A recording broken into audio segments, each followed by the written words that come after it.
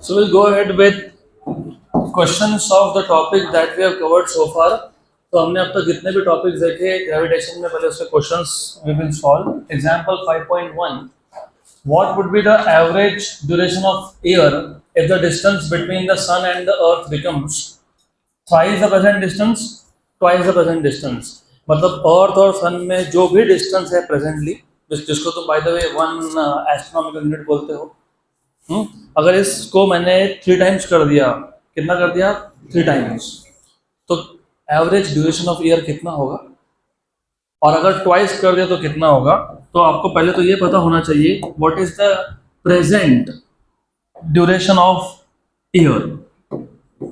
What is the time taken by earth to complete one round the sun? 365 days. So we'll just take 365 days.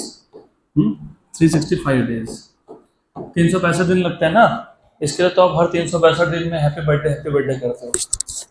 Her 365 days में आप happy new year भी करते हो. वैसे practically speaking हर दिन एक नया साल है. क्यों? क्योंकि अगर आज, वैसे आज डेट क्या है? 4 दिसंबर.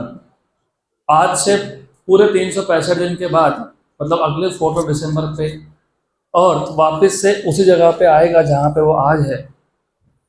5 दिसंबर से अगले 5 तक वापस वो वहीं आएगा जहाँ पे वो आज है, अपने ऑर्बिट में. तो 1 जनवरी से अगले 1 जनवरी को भी वही होता है.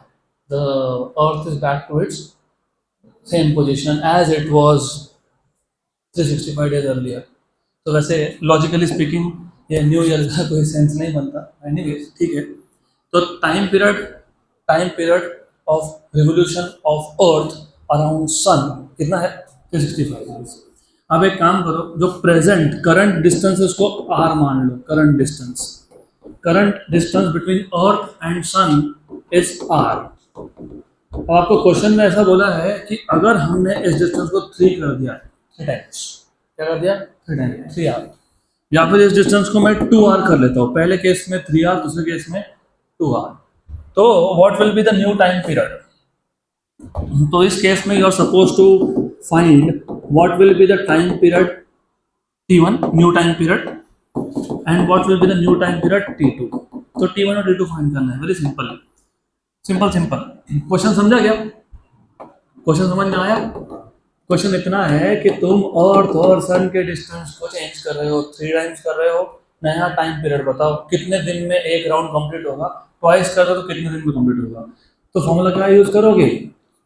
T is proportional to RQ, because we know that Kepler's third law, square of time period of a planet around sun is proportional to cube of semi major axis.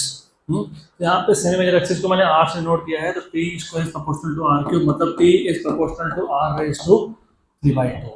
कुछ नहीं, स्क्वायर रूट लिया तो T square का T हो गया और R cube का R raise to 3/2 हो गया. तो easy case one T1 by T equals to R1 by R raised to 3/2. Remember, R is current distance and T is current time period, current duration of year. So T1 by T equals to, what is R1? 3 times of R raised to 3/2. R और R क्या हो गया? Cancel. R और R cancel हो गया. 3 का cube 27 बराबर उसका रूट 3√3. अरे 3√3 होता है ना. T1 by T equal to 3 का क्यूब 27, उसका रूट मतलब 9 इंटू 3 का रूट मतलब कितना? 3√3. तो ये आ जाएगा 3√3 इंटू T, मतलब ये हो जाएगा 3√3 इंटू 365. बस इसको तुमको कैलकुलेट करना है. 365 into 3 into √3.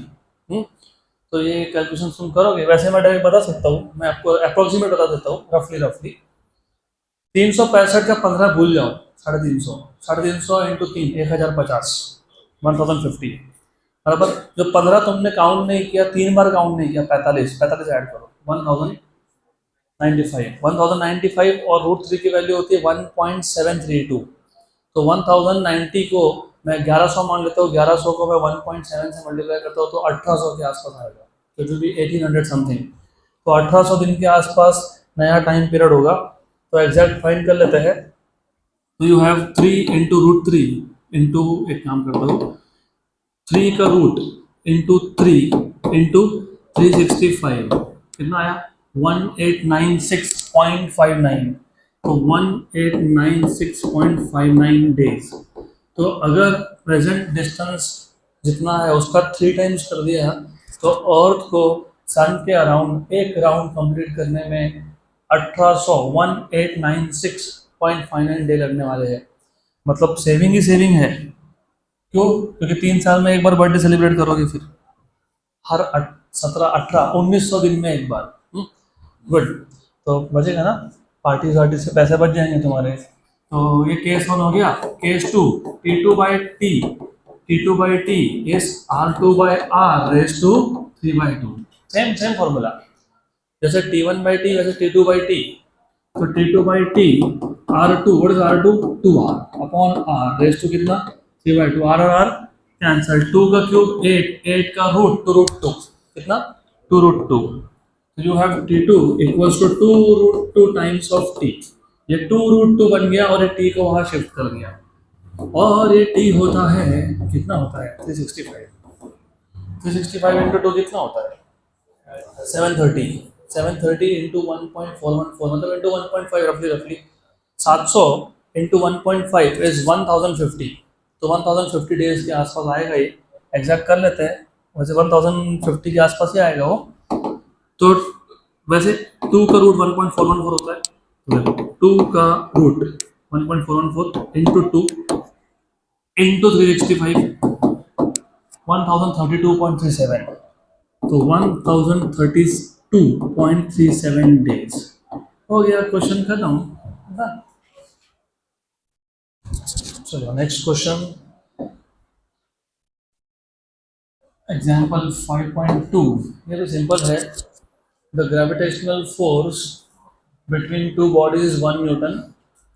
If the distance between them is doubled, what will be the gravitational force between them? वापस से बहुत सिंपल क्वेश्चन है। ऐसा करते हैं, हमारे पास दो बॉडीज है, एक बॉडी के मास को m1 मान लो, दूसरे को m2। वैसे जरूरत भी नहीं है, बट जस्ट टू से चलो ठीक है। What is the initial force? कितना है 1 न्यूटन। कितना है 1 न्यूटन। कितना है 1 न्यूटन। तो ये F1 है। जब डिस्टेंस r था तब फोर्स कितना था 1 Newton.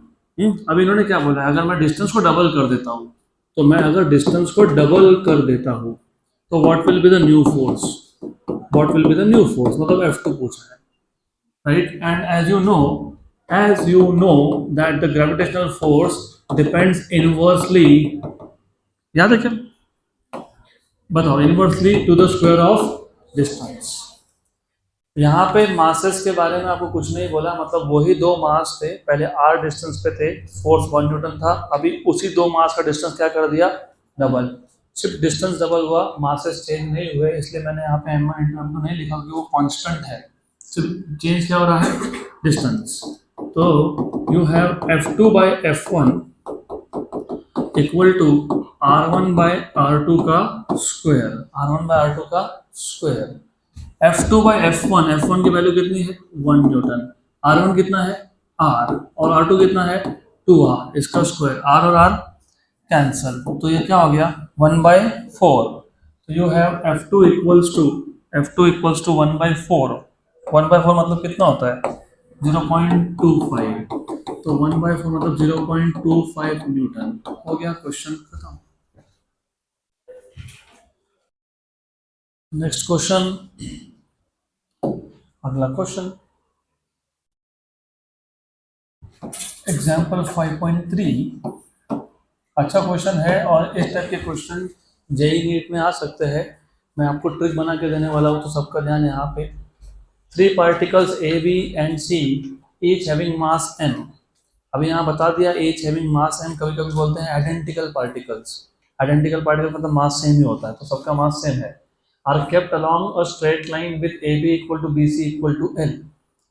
A fourth particle D is kept on the perpendicular bisector of AC at a distance L, okay, from D.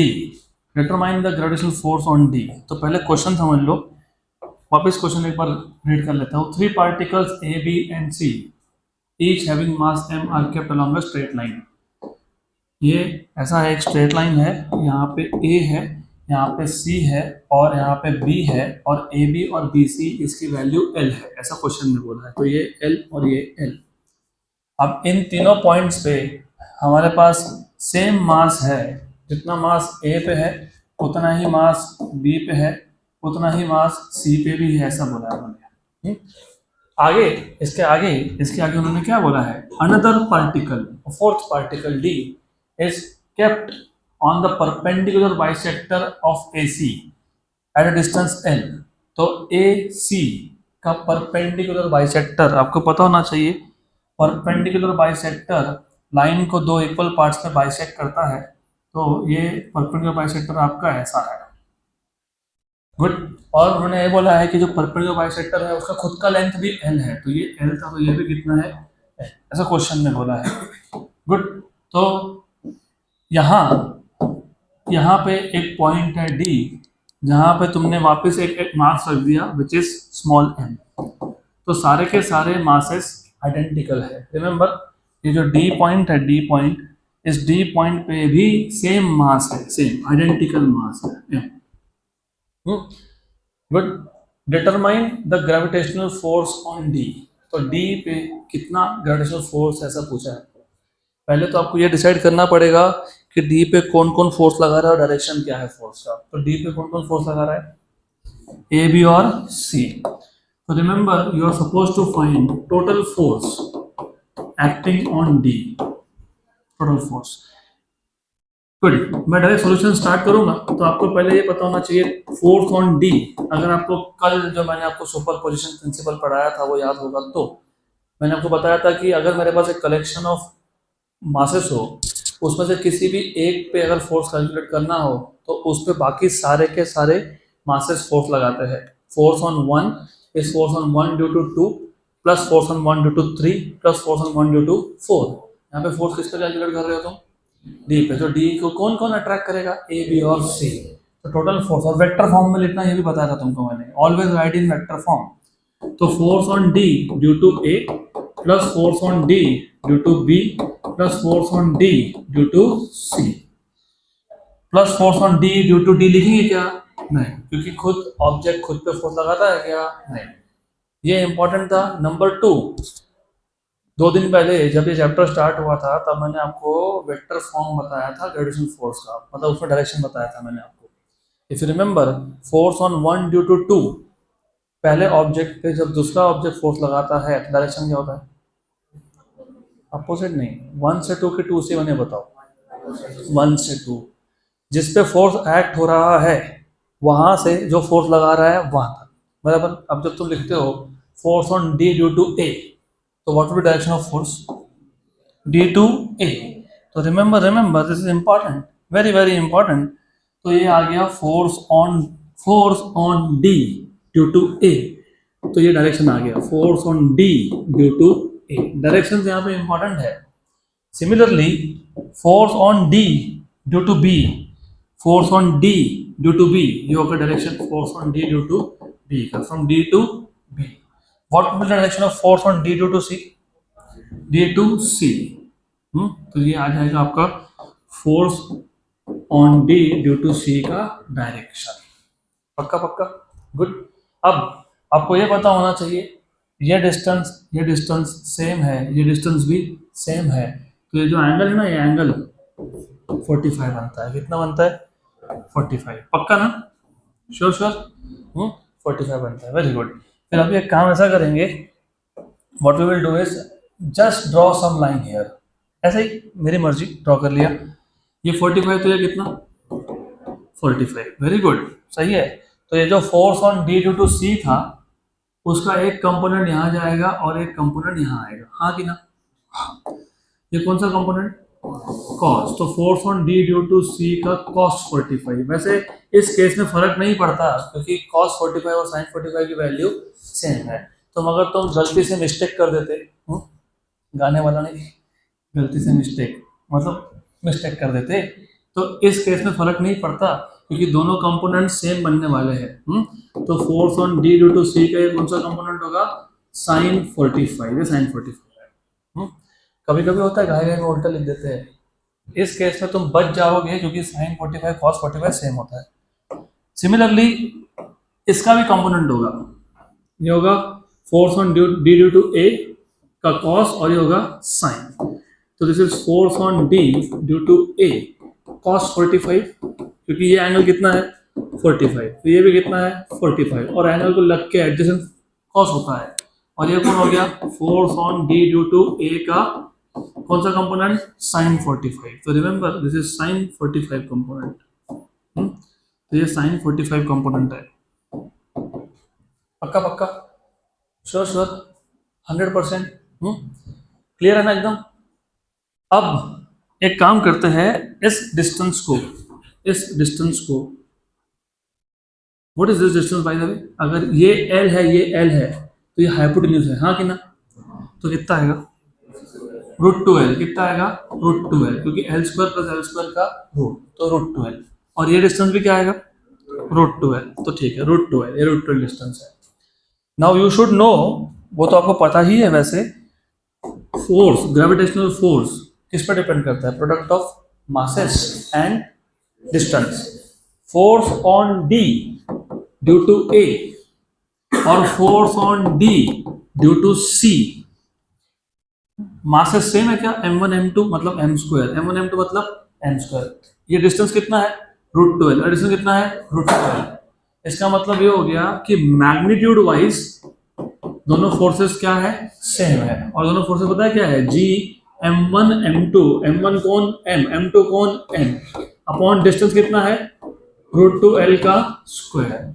तो ये दोनों फोर्सेस का मैग्नीट्यूड सेम है, मैग्नीट्यूड डायरेक्शन की बात नहीं कर रहा मैं, मैग्नीट्यूड की बात कर रहा हूँ, सेम है कि नहीं। हाँ तो कितना आया gm² अपॉन 2L², √2 का स्क्वायर कितना 2 और L का कितना L²। अब ऐसा होने की वजह से F force on D to C का कौन सा कंपोनेंट cos, और force on D to A का कौन सा component cos, they are equal in magnitude but opposite in, क्या होगा cancel, they will cancel out, right, क्योंकि वो सेम ऑब्जेक्ट पे एक्ट हो रहे हैं ना, दोनों डी पे एक्ट हो रहे हैं, तो कैंसिल हो जाएगा। Therefore force on D due to A cos 45 and force on d due to c cos 45 will cancel out because they are equal in magnitude but opposite in direction, cancel out, good। और ये जो sin 45 वो कहाँ है same direction में। और तीसरा और एक वेक्टर है नीचे, कौन है force on D to B, इन दिनों का क्या होगा एडिशन। अब एक क्वेश्चन ये भी आता है कि मैंने force on D due to C के और force on D due to A के कंपोनेंट्स किए, मैंने force on D due to B का कंपोनेंट क्यों नहीं किया।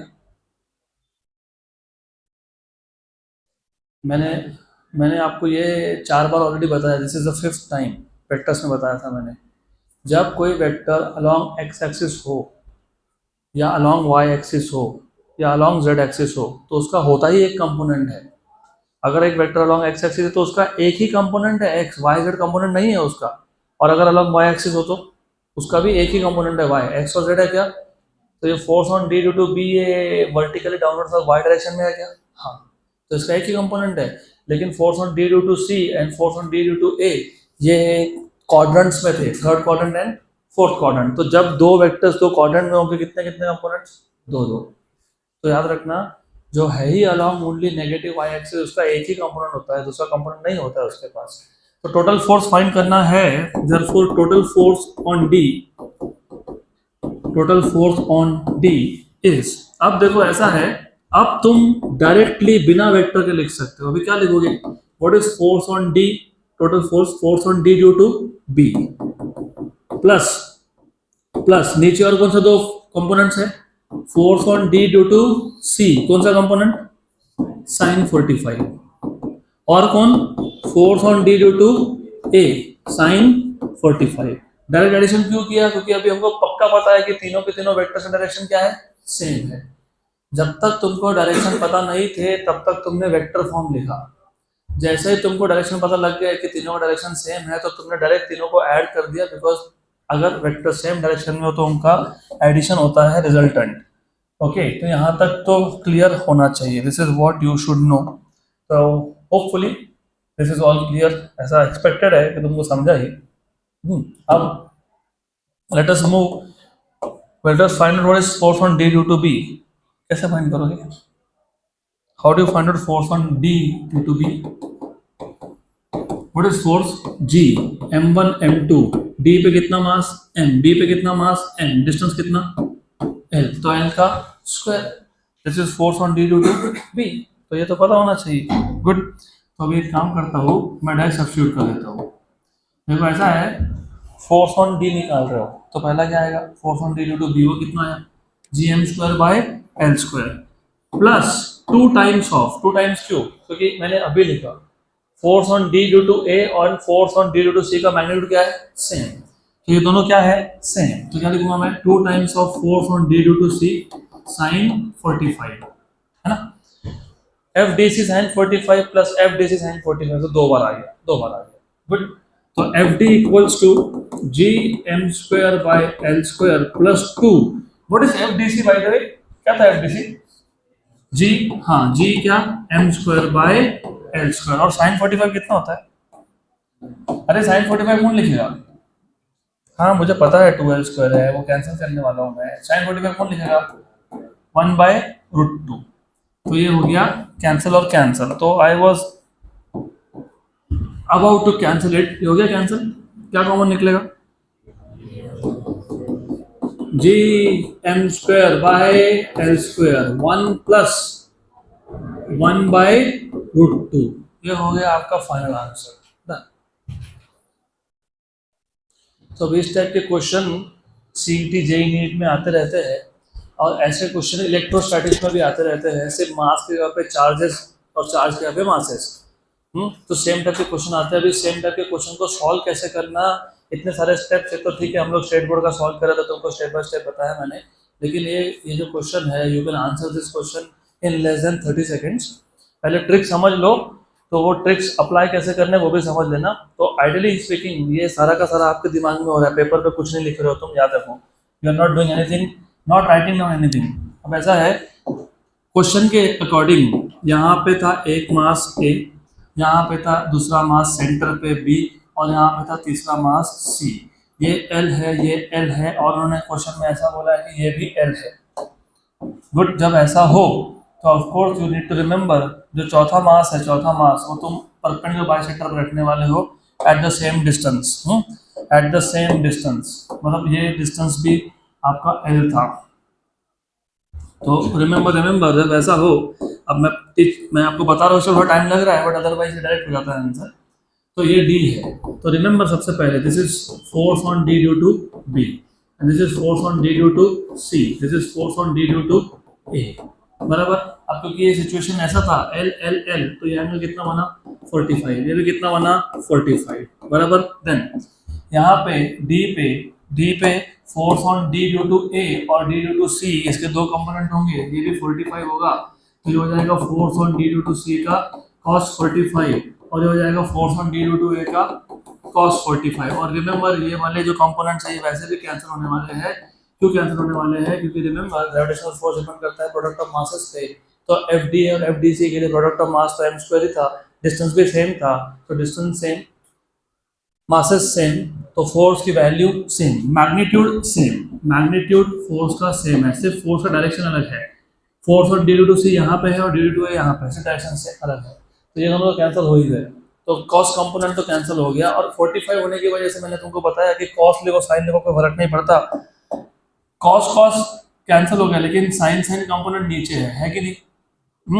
और ये force on D due to C sine 45 और force on D due to A sine 45, इन दोनों की वैल्यूज भी क्या है? सेम है. क्या है?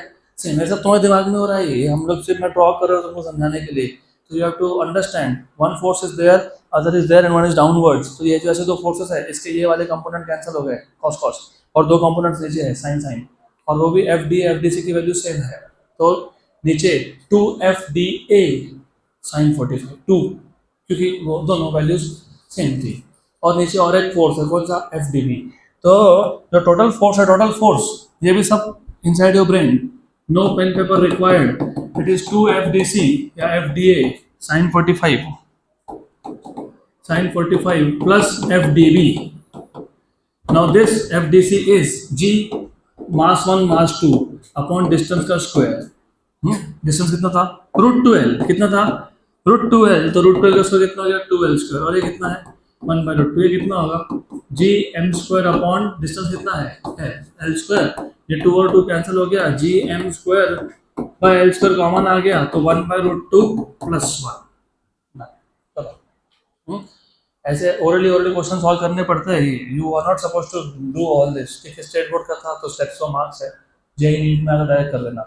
तो once again we start with blank again. Centre से एल, एल ऊपर भी एल, एम एम एम और ऊपर भी एम। तो फोर्सेस दो यहाँ पे, एक नीचे। नीचे को फिलहाल छोड़ दो। ये जो दो फोर्सेस है, इसके जो हॉरिजॉन्टल कंपोनेंट्स है कैंसल, जो वर्टिकल है ऐड अप। कितना ऐड अप, 2 टाइम्स 2, और साथ में साइन 45 था, साइन 45 था, साइन 45 1/√2। तो 2/√2 इज √2।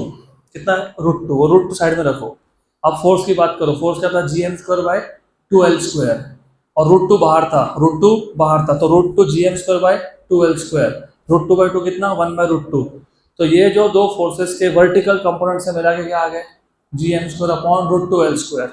और जो अकेला अकेला नीचे देख रहा था वो G M square by L square. तो G M square by L square plus G M square by √2l square, G M square by L square बाहर 1/√2 + 1, 1/√2 + 1। गुड। क्वेश्चन पढ़ने के बाद आंसर, ऑप्शन देखने के बाद डायरेक्ट आंसर आना चाहिए, इस लेवल का प्रिपरेशन करना पड़ेगा आपको। और होता है, समझेंगे तो समझे, बीच में प्लस आए। 4 ऑप्शन में से एक ही ऑप्शन ऐसा दिया होता है जिसमें बीच में प्लस होता है। गुड। अगला question, calculate mass of earth from the given data. वैसे by the way, what is the approximate value of mass of earth, 6 × 10⁻24 kg। ये पता होना चाहिए, 6 × 10⁻24। अभी हमको बोला है ये जो गिवन डेटा है, इस गिवन डेटा में, अच्छा क्यों मैं वापस को लिख रहा हूँ, जरूरत नहीं लिखने की, दिया है ना, ठीक है। तो ये जो डेटा है, ये गिवन डेटा है, गिवन। तो जो गिवन डेटा है ना, एक एक्सीलरेशन टू ग्रेविटी दिया है 9.81 जी की वैल्यू। और क्या दिया है, रेट ऑफ अर्थ 6.37 × 10⁶ मीटर। और क्या दिया है, कैपिटल जी। इससे क्या फाइंड करने के लिए बोला आपको, मास ऑफ अर्थ। तो तुमको फाइंड क्या करना है, मास ऑफ अर्थ। अभी आपको पहले ये सोचना पड़ेगा कि हमको ये जो डेटा दिया है और जो पूछा है उसको कनेक्ट करने वाला फॉर्मूला हमने डिराइव किया था, याद है क्या, gm/r²। याद है, acceleration due to gravity is gm/r²। ऐसे था ना, आगे ना, यही था, gm/r²। Very good. तो what is mass, G r²/m। तो ये r उधर गया, तो GRA²। हमको मास चाहिए क्या, ठीक है, मास चाहिए अपॉन जी। कभी कभी जी पूछ लेते हैं तो फिर डिवाइड में मास करोगे, सिंपल। गुड। तो ये आ गया m = जी की वैल्यू कितनी, 9.81। r की वैल्यू कितनी, 6.37 × 10⁶। इसका क्या करेंगे, स्क्वायर, डिवाइड बाय क्या है, 6.67 इंटू कितना, 10⁻⁻। मैं अप्रोक्सीमेटली बता देता हूँ आपको, अप्रोक्सीमेशन कैसे करते हैं वो भी सीख लो। ये क्या है, उसका क्या है, नीचे क्या है। तो अप्रोक्सीमेटली 6.37 और 6.67 एक बार कैंसल, एक बार ना, एक बार 2 बार नहीं, एक बार। ये कौन है, 9.81। और इधर का एक 6.37 बचा ना। 9.81 को 10 मान लो, कितना मान लिया, 10। कितना मान लिया, 10। 10 × 6 60। अभी दिमाग में 60 रखना, 60। 10⁻12, 10⁻6 का स्क्वायर, 10⁻12। और नीचे कौन है, -11। बराबर, ऊपर गया कितना, कितना, 23। कितना, और बाहर कौन था, 60 था। 60 × 10⁻23 मतलब 6 × 10⁻24। तो देखो आता है कि नहीं, उसके आसपास आएगा ही। अब करेंगे कैलकुलेशन हम लोग। 6.37 का स्क्वायर, इसका स्क्वायर हो गया, divide by 6.67, divide by 6.67 into क्या, 9.81। 9.81 कितना आया, 59.67। कितना आया ये, 59.67, ऐसा है ना। 10⁻6 का स्क्वायर, 10⁻12 और ये -11 ऊपर गया तो +11, कितना हो गया 10⁻23, 10⁻23 ऑफ कोर्स किलोग्राम में आ रहा है सब कुछ। Okay good. देन इसका डेसिमल 1 यहाँ पे शिफ्ट करता हूँ, तो यहाँ पे पावर भी 1 से बढ़ाना पड़ेगा। बढ़ गया क्या? बढ़ गया, हो गया आंसर। अगला क्वेश्चन, ये भी सिंपल सा क्वेश्चन है, ग्रेविटेशन के सारे क्वेश्चन सिंपल ही है। Calculate the acceleration due to gravity on the surface of moon if mass of moon is 1/80 times of mass of earth and diameter of moon is 1/4 times of diameter of earth, g की value, g मतलब acceleration due to gravity on the surface of earth is 9.8 metre पर second square. तो बहुत simple question है, पहले तो given parameter में क्या क्या देख लेते हैं। Calculate acceleration due to gravity on the surface of moon if the mass of moon mm is 1/80 times of earth, तो me/80। एंड क्या बोला है, diameter of moon is 1/4 times diameter of earth. याद रखना, जो रेशियो डायामीटर का होता है वो रेशियो रेडियस का भी होता है। तो मैं डायरेक्ट लिख रहा हूँ, radius of moon is radius of earth by 4। Diameter of moon मतलब radius of moon, 1/4 of earth मतलब रेडियस ऑफ अर्थ बाय 4। और आपको acceleration due to gravity on the surface of earth कितना दिया है, 9.8 मीटर पर सेकंड स्क्वायर। और आपको पूछा क्या है, आपको पूछा है what is the value of acceleration due to gravity on the surface of moon, moon के सरफेस पे कितना होगा, ऐसा पूछा है।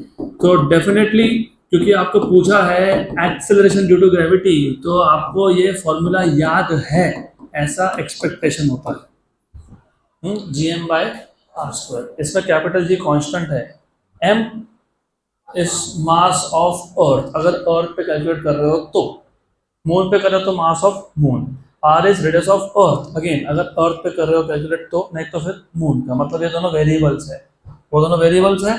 इसका मतलब मैं ऐसा लिख सकता हूँ क्या, g is proportional to m/r², लिख सकता हूँ ऐसा, हाँ। तो अभी solution, g at the surface of moon upon g at the surface of earth, ये g डायरेक्टली प्रोपोर्शनल किसको था, मास को, तो mass of moon upon mass of earth, inverse proportionally square of radius, तो radius of earth upon radius of moon का square. ये mm/me कितना है, 1/80, कितना है 1/80, और ये re/rm कितना है 4, कितना है ये 4 का square, what is 4 square 16, 16/80 is 1/5, कितना 1/5, वेरी गुड। तो रेशो कितना आ गया 1/5, तो gm इज ge/5, कुछ नहीं है, ये जो यहाँ पे जो ge था, इस ge को वहाँ भेज दिया, और ये ge कितना है 9.8, 9.8/5 अगर नहीं आए ना करना, डोंट वरी, नीचे 5 है ना, multiply divide by 2, 9.8/2 is 19, 9.8 into 2 is 19.6, 5 into 2 is 10, 1.96 metre पर सेकेंड स्क्वायर। डन। अगला question,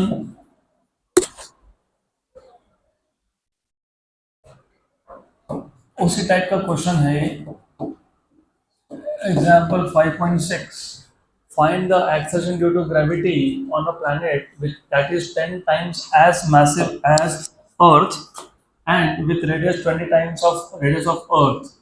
Value of g at the surface of Earth is 9.8। Same type का क्वेश्चन है, सिर्फ आपको गिवन में क्या बोला है कि वो जो प्लैनेट है उसका mass 10 times of mass of earth है, it is 10 times as massive as earth, और उसका जो रेडियस है वो 20 टाइम्स ऑफ अर्थ है, 20 times of radius of earth, और अर्थ के सरफेस पे एक्सेलरेशन ड्यू टू ग्रेविटी की वैल्यू कितनी है 9.8 मीटर पर सेकंड स्क्वायर। और आपको क्या पूछा है, acceleration due to gravity on the surface of planet पूछा है। फॉर्मूला कौन सा यूज करोगे, वही जो अभी यूज किया था पिछले क्वेश्चन में, g is proportional to m/r²। Good. Then solution पे भी वैसा ही है, सिर्फ वैल्यू अलग अलग है, everything is same. G P upon G E is equal to, directly पकड़ो देखो तो आप मास को, तो mass of planet upon mass of earth, और इनवर्स रिलेशन किसके साथ है, रेडियस के साथ, तो radius of earth upon radius of planet का स्क्वायर, राइट। ये M P by M E, what is this M P by M E, 10, कितना 10, what is this R E by R P, 1/20, 1/20 का square, तो ये हो गया 10/400, 10/400 आ गया ये, तो 10/400 आ गया मतलब 1/40 आ गया, तो 1/40 आ गया ये, good good. Then therefore you have gp equal to ge by 40, मैं 40 को जानबूझ के 4 to 10 लिख रहा हूँ। आई एम लेजी, तो मुझे कैलकुलेशंस करना ना थोड़ा अलग तरीके से पसंद है। ऐसा क्यों किया, 9.8/4 मतलब 9.8 के आधे का आधा, 9.8 का आधा होता है 4.9, उसका आधा होता है 2.45, बाई 4 जब करते हो ना तो नंबर के आधे का आधा, 9.4/4 मतलब 9.4 का आधा, उसका आधा 4.9 का आधा 2.45 और नीचे 10 है तो 0.245, तो 0.245 मीटर पर सेकेंड स्क्वायर।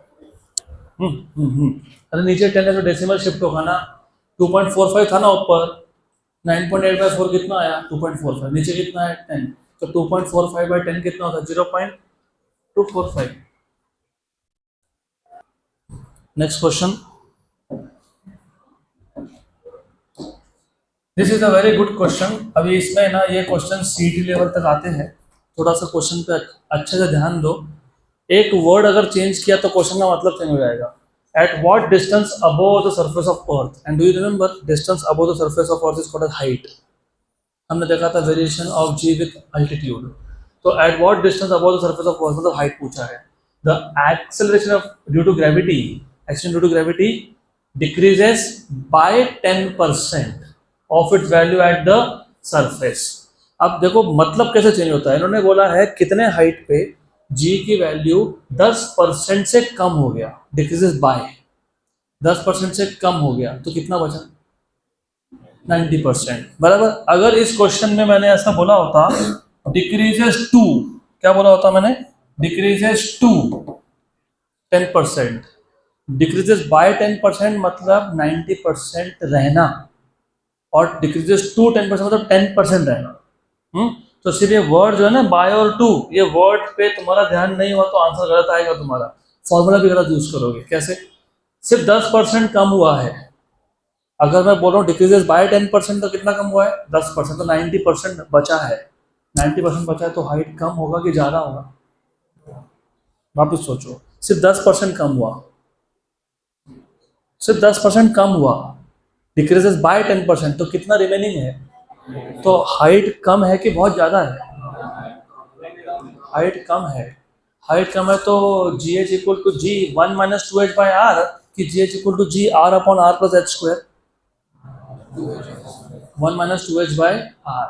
और अगर ऐसा क्वेश्चन होता है डिक्रीजेस टू 10%, सिर्फ 10% बच गया, हाइट ज़्यादा होगा कि नहीं, हाँ, तो फॉर्मूला कौन सा, r अपॉन r प्लस h स्क्वायर। तो एक वर्ड अगर तुमने ढंग से नहीं पढ़ा तो तुम गए गए गए गए गए, मार्क्स भी गए गए गए। तो at what distance above the surface of earth the acceleration due to gravity decreases by 10%, तो तुमको सबसे पहले समझ में आना चाहिए कि तुमको दिया क्या है, तुमको बोला है अल्टीट्यूड पे जो जी की वैल्यू है वो 10% से कम हुई, मतलब 90% अभी भी है। किसका 90%, ओरिजिनल का, ओरिजिनल कितना था जी, वो 9.8 नहीं लिखेंगे, बाद में देखेंगे उसको। तो जी H equal to what is 90%, 90/100, what is 90/100, 9/10, तो जी एच बाई जी कितना हो गया 9/10, क्या हो गया 9/10। Equation number 1। तुमको फाइंड क्या करने के लिए बोला है, हाइट, क्या फाइंड करना है, हाइट, क्या फाइंड करना है, हाइट। तो मैंने जैसे अभी आपको बताया कि अगर सिर्फ 10% कम हुआ है, 90% रिमेनिंग है, तो हाइट कम होगा, हाइट कम होगा तो क्या यूज करोगे, g H equal to ji 1 minus 2h by r. पक्का पक्का, श्योर श्योर, गुड गुड। तो इस जी को इधर लिख देता हूं मैं। इस जी को सिर्फ वहां लिखने से ये एक इक्वेशन नंबर 2 बन गया, और इसको इक्वेशन नंबर 1 तो बोला ही है। गुड। तो मुझे बताओ इक्वेशन नंबर 1 और इक्वेशन नंबर 2 दोनों का लेफ्ट हैंड साइड क्या है? सेम है, तो राइट हैंड साइड भी क्या होगा? सेम होगा। So from equation number 1 and 2, equation number 1 and 2, equation number 1, equation number 1 का राइट हैंड साइड क्या था? 9/10, और 2 का कितना है? 1 माइनस 2h बाय आर।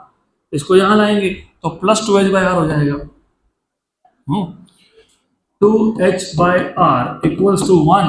इसको यहाँ लाएंगे तो माइनस 9/10। तो 2h by r equals to 10 minus 9 मतलब कितना? 1/10।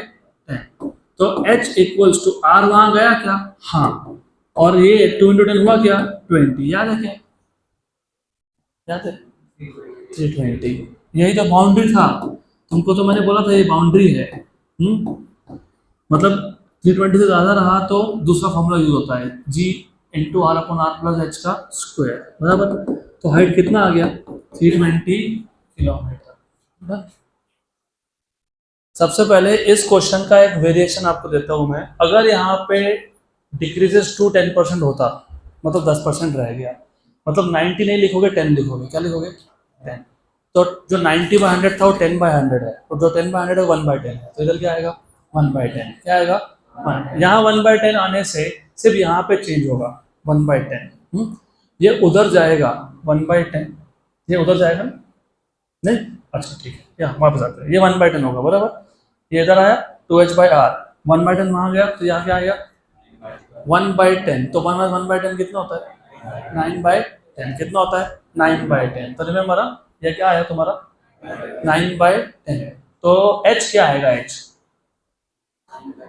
9 9r/20, 9r/20 तो 320 किलोमीटर है ना, उसको 9 से मल्टीप्लाई कर लो।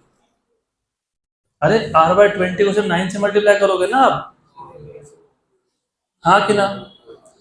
चलो ठीक है। यहाँ पे ध्यान, ये स्टेप समझा क्या? Yes.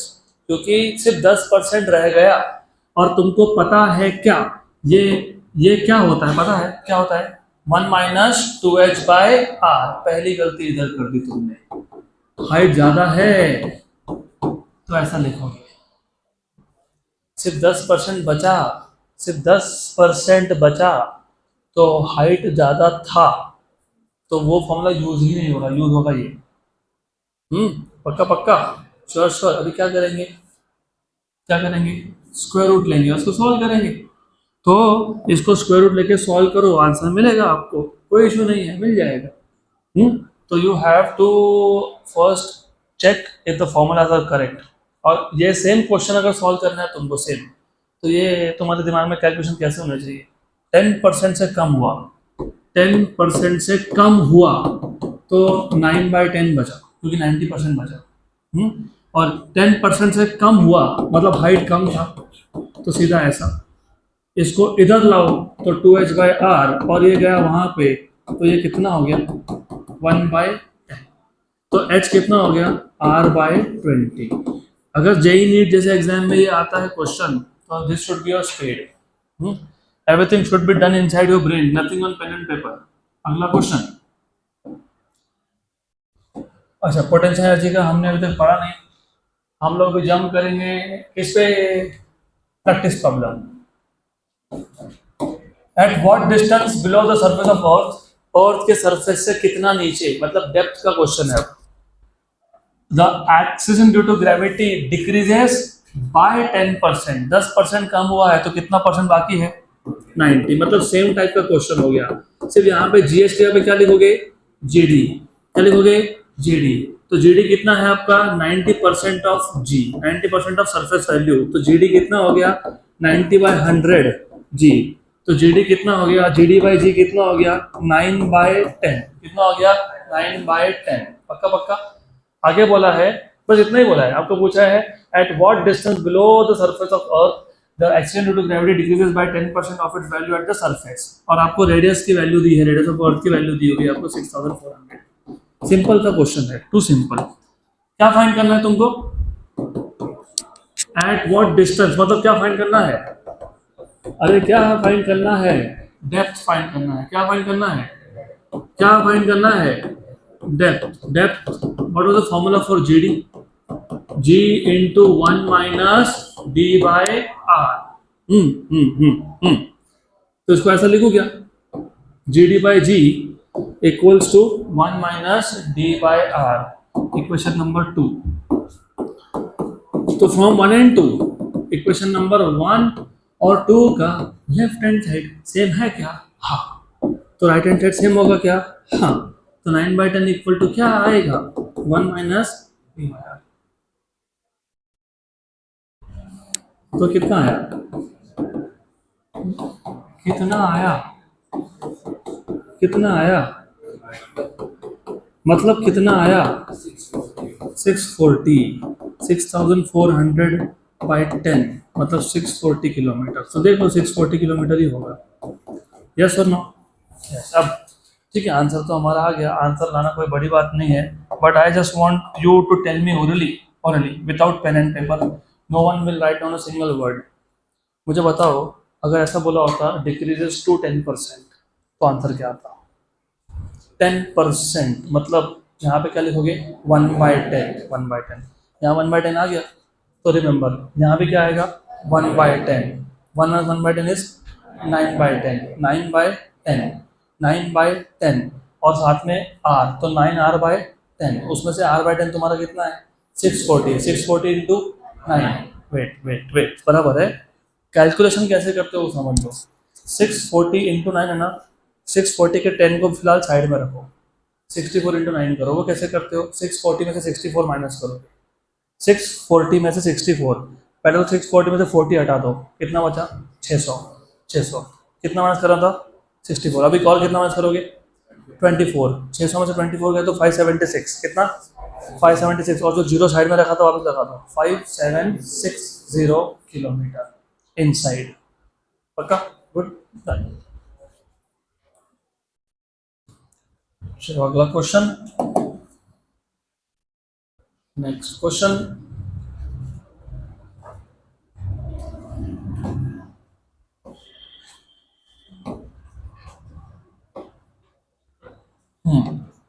Question number 5. Find the gravitational force between sun and the earth. Given mass of sun आपको दिया है 1.99 into 10⁻30 kg, mass of earth भी दिया है 5.98 into 10⁻24 किलोग्राम, एवरेज डिस्टेंस भी बता दिया आपको 1.5 into 10⁻11। By the way, average distance between sun and earth को हम लोग पता है क्या बोलते हैं? Astronomical unit. याद है क्या? हमने देखा था ये 1.49 समथिंग समथिंग into 10⁻11। तो बराबर है। तो ये गिवन डेटा है, आपको सिर्फ फाइंड क्या करना है? Gravitational force between earth and sun, मतलब force. What is the formula? What is the formula for gravitational force? नहीं, जिससे पूछा है वो बताएगा। रॉकेट साइंस क्वेश्चन तो नहीं है, 3 दिन से तो वही देख रहे हैं हम लोग। What is the formula between for force, gravitational force between earth and sun? What is the general formula for gravitational force between two masses? What is Newton's law of gravitation? What is Newton's gravitational law? नहीं. What is the formula for force? G m1 m2 by r square. m1 मतलब mass of sun, m2 मतलब mass of earth divided by distance का square. तो simple है, you are just suppose to put values here, और जिनको g की value पता नहीं है अभी पता कर लो। 6.67 into 10⁻−11, तो 6.67 into 10⁻−11 into mass of sun. What is mass of sun? 1.99 into 10 to how much? 30 into what is mass of earth? कितना दिया है? 5.98 into 10 to 24 volt divided by radius, मतलब डिस्टेंस का square. What is distance? 1.5 into 10 to how much? 11 का square. अब सबका ध्यान यहाँ पे। सबसे पहले always get rid of power of 10, 10⁻11 याद रखना, प्लस 30, 30 में से 11 गए 19, 10⁻19 और प्लस 24, 19 में 24 ऐड कर दो ना, कितना 43, 10⁻43, नीचे 10⁻22 है, 10⁻43 और 22 21, तो ऊपर बचा 10⁻21, कितना बचा 10⁻21, 10⁻21 ऑफ कोर्स न्यूटन में। अब लुक वापस यहाँ ध्यान दो, अप्रोक्सीमेशन कैसे करते हैं हम, एग्जैक्ट तो कैलकुलेटर से कर लेंगे, अप्रोक्सीमेट कैसे करते हैं। ये 6.67 है, इसको फिलहाल 6 मान लो, मुझे पता है मैं बहुत अंडर एस्टिमेट कर रहा हूँ, इसको 6 मान लो। ये 5.98 है, इसको भी 6 मान लो, 6 × 6 36, और 1.9 को 2 मान लो, 36 2 सा 72, कितना 72, 1.5 का स्क्वायर 2.25, कितना 2.25, ऊपर 72, नीचे 2.25 को 2 मान लो, 72/2 36, 36 × 10⁻21, क्या है आंसर? हाँ 3 पॉइंट में अगर आएगा तो अप्रोक्सीमेटली 3.6 × 10⁻22 होगा, है ना। तो 3.56 ऐसा कुछ रफली आएगा, आप देखते हैं एग्जैक्ट। तो देखो था हमारे पास था 6.67 × 1.99 × 5.98, ये हो गया, डिवाइड बाय 1.5 का स्क्वायर मतलब डिवाइड बाय 2.25, कितना आया 32 कितना 35.27, 35.27 × 10⁻21 न्यूटन। इसको मैं लिख सकता हूँ 3.527 × 10⁻22 न्यूटन।